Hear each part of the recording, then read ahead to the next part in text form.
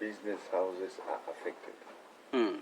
Affected in a way that by the time you want to open up your mill, start up your mill, it's already midnight.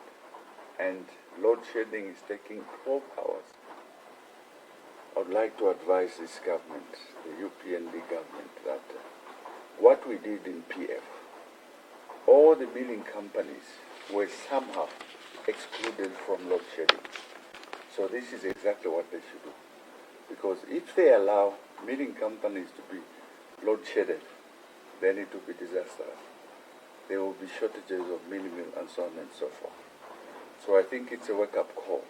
And this is just an advice for free that I think sectors like milling industries should be excluded from being load shedded.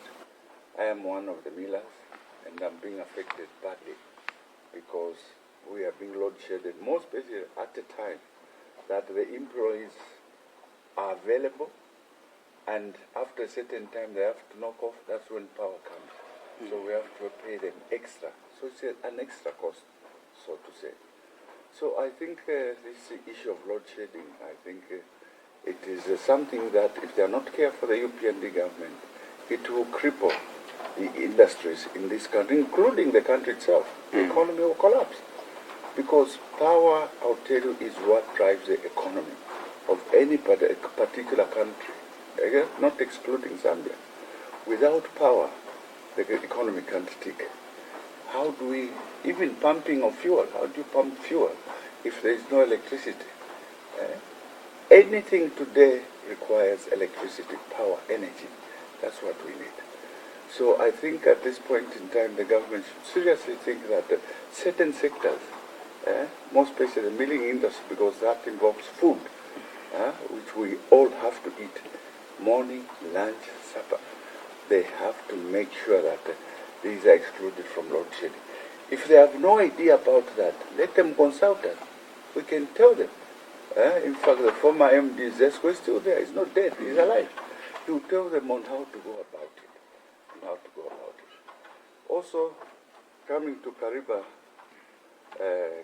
hydropower, to me, I think this thing has not just happened now. This thing the governments must have known a long time ago that this is where we're going.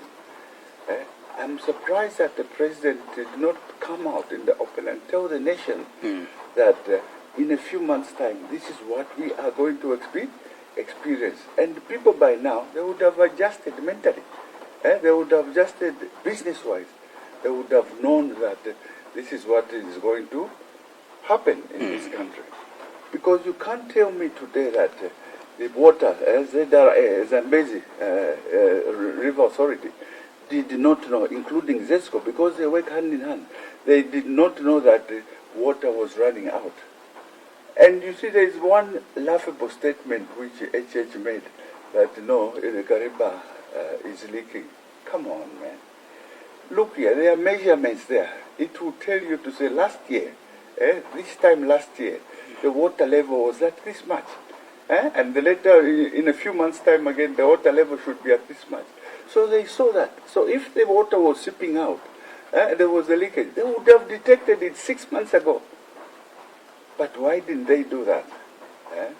In fact, I would like to advise my brother, Hakainde Ijema, he should refrain from making such statements. Those statements should come from ministers so that he's not called a liar. Because now, look here, he's chairman for ZESCO, says this, and the president says this. What kind of leadership is that? He should refrain from making statements which affect different ministries. That is how we were trained in the SATA government. We were told to specifically respond to any query that comes.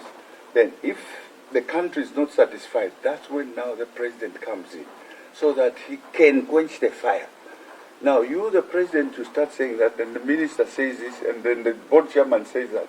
Who's the liar? The president is a liar. It's so unfortunate. I don't know what kind of government they are running. That's why it's important, I'll tell you, when you have no idea, you infuse in people who have ideas, who can teach you how to run a government. But if you think you know it all, like my brother H.H., that's why he has found himself in this mess.